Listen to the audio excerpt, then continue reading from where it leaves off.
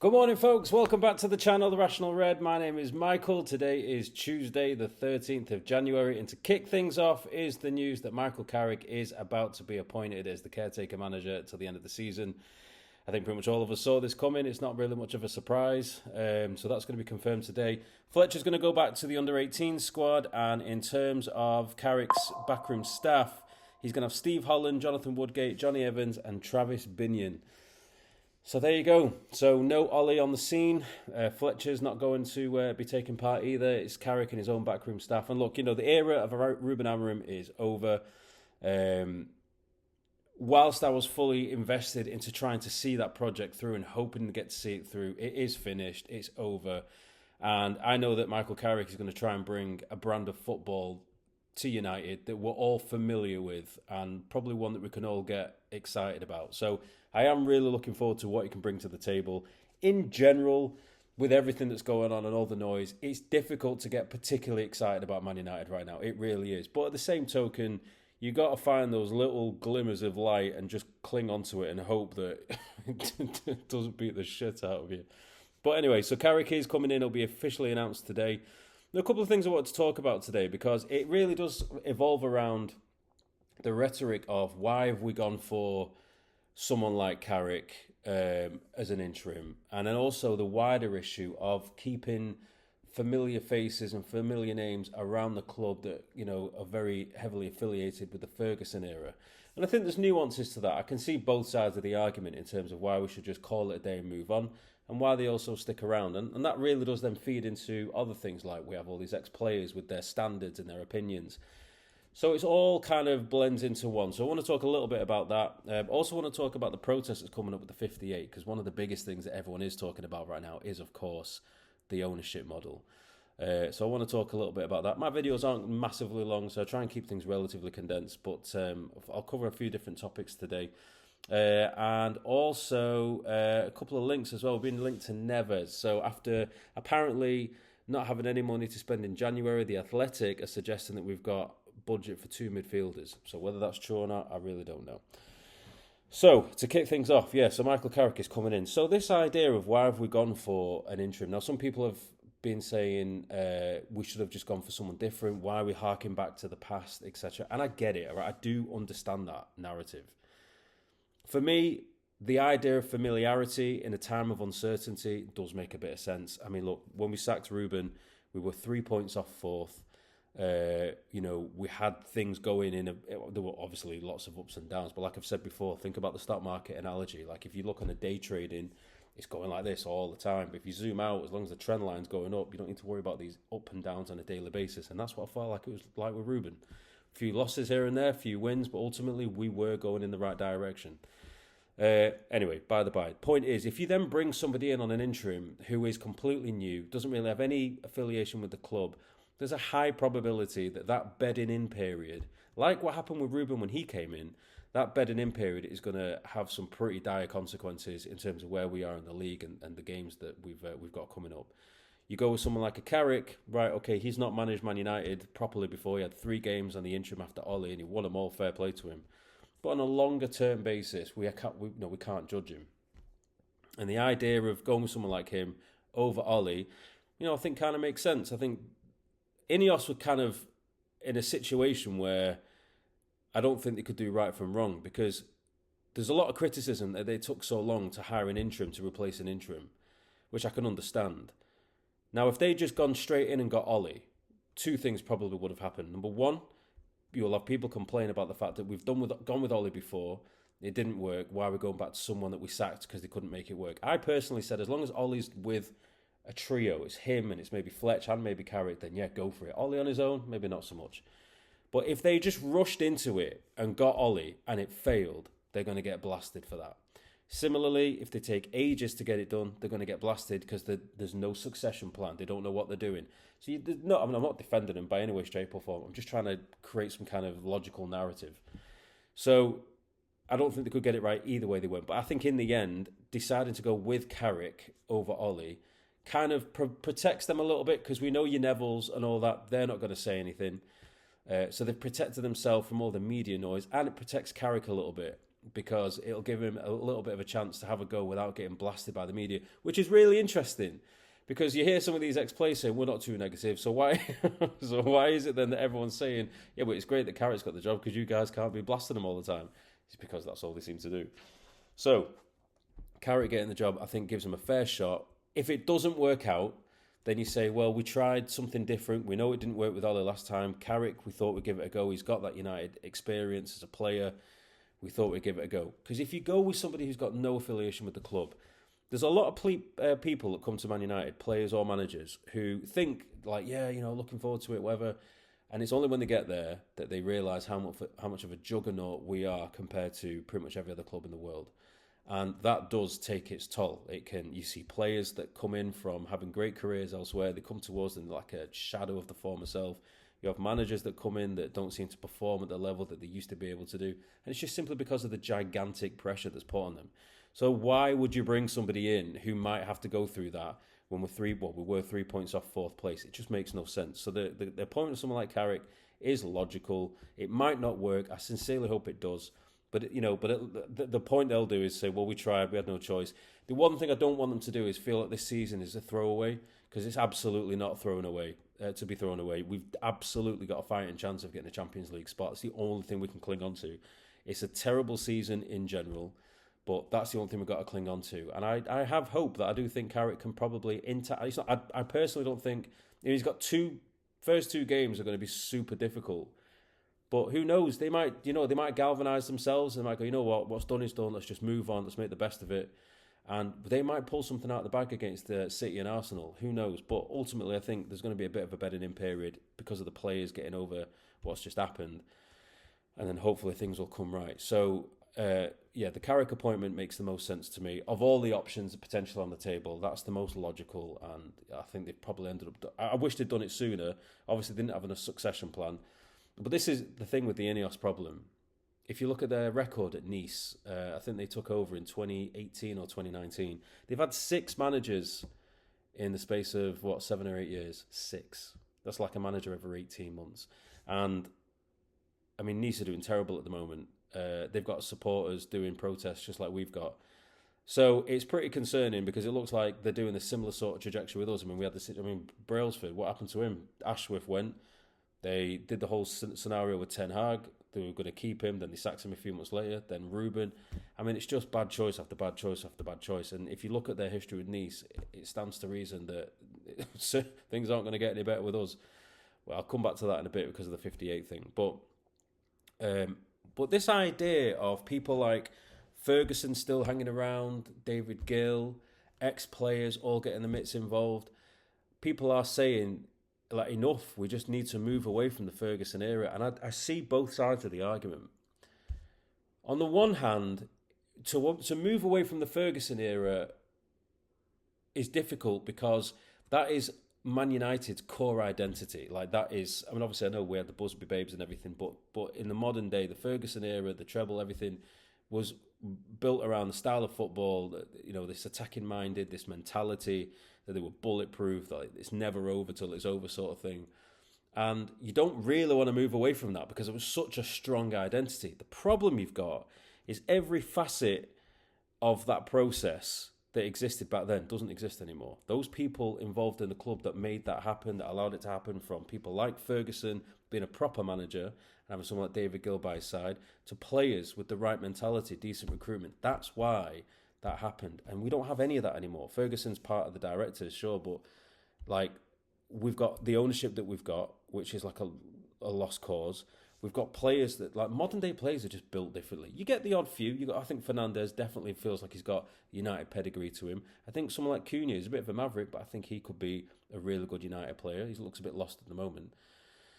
There are players there that can do that, but if you've got a squad of players and 70% of them are nowhere near the level we need to try and recreate that DNA, it's no good trying to get loads of people back in from the Ferguson era to recreate a time that we haven't got the players to fulfill and reproduce. So you're kind of hitting a brick wall all the time.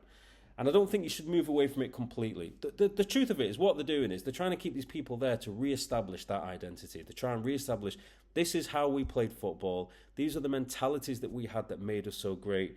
And if we hang around and help you understand that, you can maybe do it too. But like I say, the problem is the people they're passing that information on to aren't up to that level. And you're kind of hitting yourself against a brick wall, because how can you recreate an era with the people who aren't of the ability to produce it? And things have changed as well. Like the game has changed a little bit, well, quite a lot actually. You know, player mentalities are different now. So I don't know. It's a catch-22. Like I get the notion of keeping these people around to try and re-establish that dominant era and play that beautiful football. It was so exciting. All those things. So obviously you want to be coached and mentored and trained by the people that were in the thick of it. I fully understand that. But since Fergie retired, we have not seen anything like that. We've had glimmers. I think Ollie football was the best, in my opinion. That seems to be a contentious subject, but I still think Ollie ball was the best football we've had every manager post-Alex. So that was the closest I think we've been to anything like a Ferguson-era football. But even that was flawed. And then that's why people say we need to just move on, because we don't have the personnel to recreate that time. And we need to move into a different era. So then they've probably tried it with Ruben. So let's try completely something different. I mean, that was flawed from the beginning. So I get the argument. I still think, because we are such a dominant force and our history speaks for itself, I don't have a problem with people trying to instill that standard and trying to bring it back. I mean, look at Alonso, got sacked from Real Madrid. Saw a post from a guy on Stretford Post. And he talked about this, and he made such, I don't know your name, bud, I see your post, but I can't remember what your name is, but he made such a good reference point. He said, Real Madrid don't do rebuilds, they do reloads. And I was like, mate, it's so true, because they kept that standard. They would never get a manager to come in and play a completely different philosophy of football, a completely different identity to what they are known for. Like, this is how we play, this is our standard, this is what we know we're capable of. You've got world-class players here. If you're not meeting it, you're off. And 7 months Alonso's gone, even though he had a 75% win record. That's standards. That's why they haven't dropped off a cliff like we have, because they've got everyone in the positions putting the club first. Like, that's all they care about, dominance in football. Us, on the other hand, quite the opposite. So we've got somebody in to try to play a completely different style of football. From the beginning, the standard should never really have dropped from Alex, and that's the problem. It did. It really did. We got David Moyes straight away as his chosen successor, who's never managed at the top before, and it kind of shows because I don't know if you can still see me because my computer's just gone off. We had David Moyes come in as the first successor of Alex. He was like the chosen one in that respect. And, you know, even he openly admits like the overwhelming pressure of playing for Man United was just a step that he wasn't ready for. And it's been a slippery slope since there. It was scrambling to try and find the next manager that could possibly do it. The only way we could have avoided any of this was the correct appointment was made. And there's even arguments to say that the team Fergie left was well overdue a good upgrade. So it was flawed right from the beginning. And it is frustrating because you see people like Real Madrid who have just got it right and they've never let it slip. So I can understand why people get frustrated about having these people around, but I still feel that there's a lot of hope that somehow, some way, those days, that style of football, that mentality and that era will come back again. And there's no sense in living in the past. And again, I fully get that. And I personally have hope that one day that we could get all the right people in the right roles and we just go on that dominant run again. But so much has changed since then that we've so far removed from where we were to where we are now that it seems like, you know, we're already like, it took Liverpool 30 years to find dominance again. And if we were to measure the same period of time, we're halfway through. Think about that. We're nearly 15 years since we last won a trophy. I mean, that's frightening.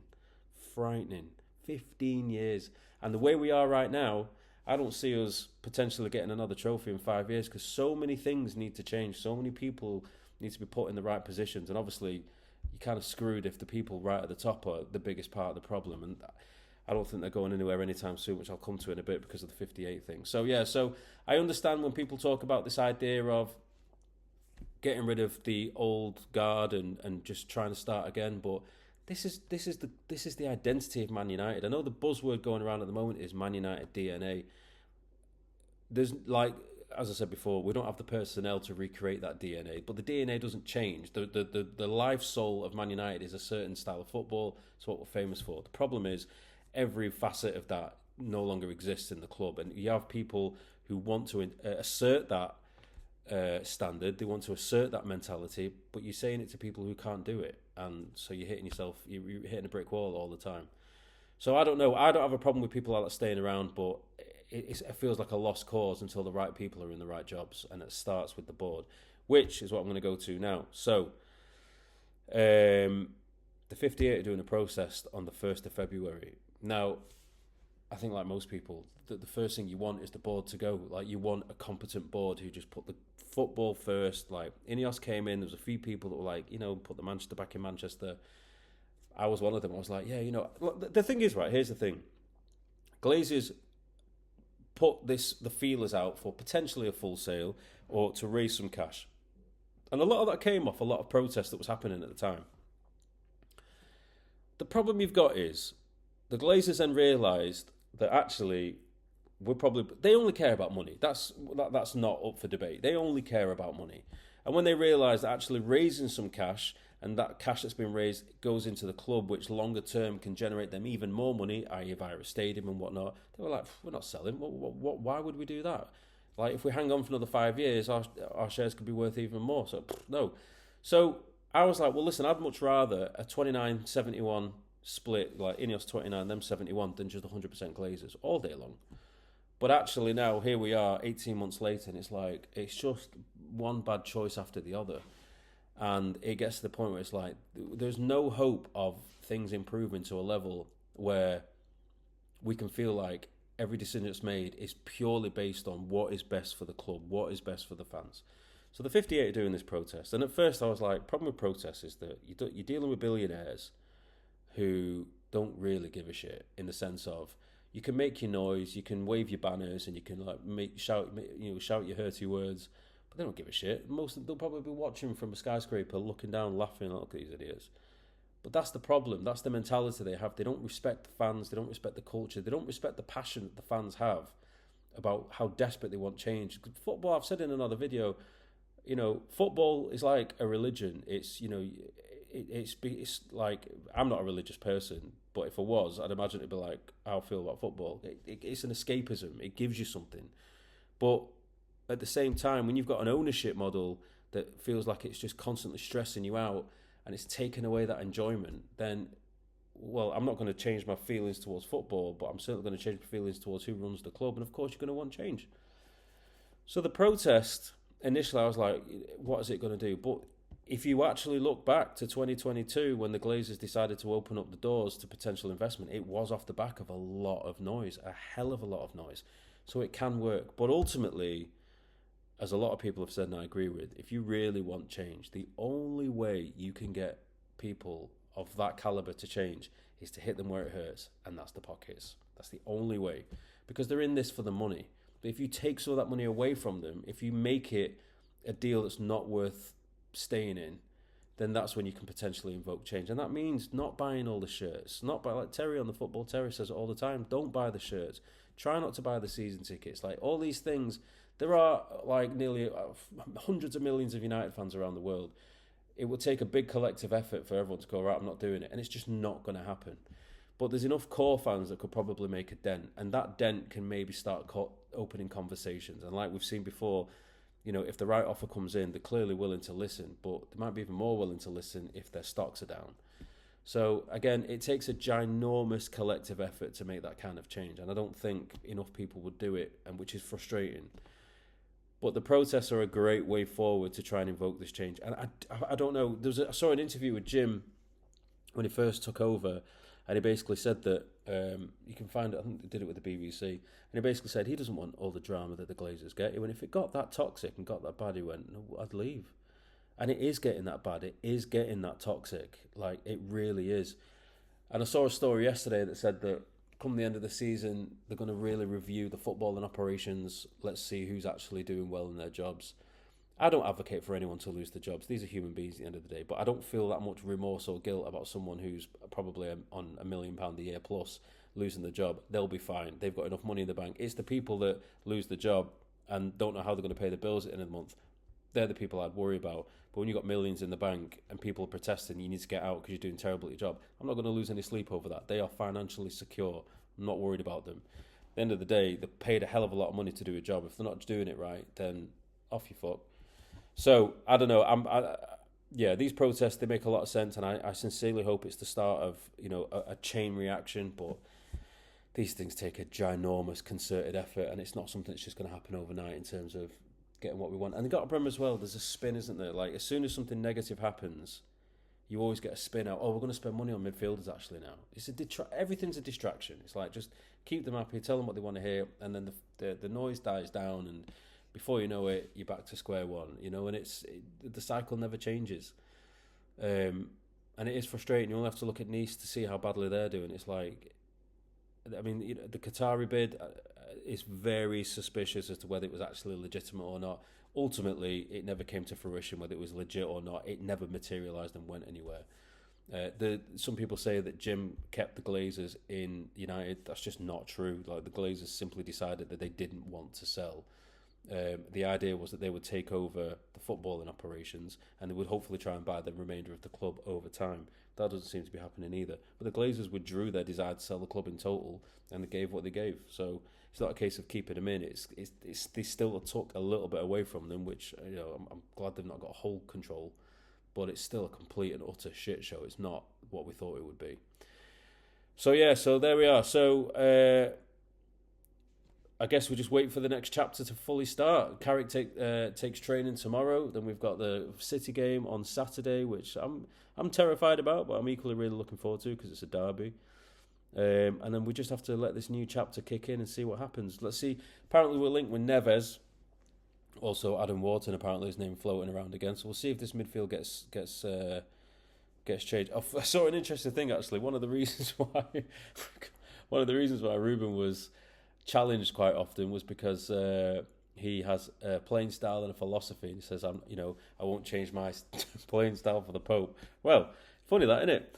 How about this? Of course, there's a nice little bit of hypocrisy for your Tuesday morning. This is an interview with Carrick back in 2023 when he played for Middlesbrough. There's a constant question and balance of what's the right thing to do. I'm not going to change the style of play because it's what I know, it's what I believe in. It's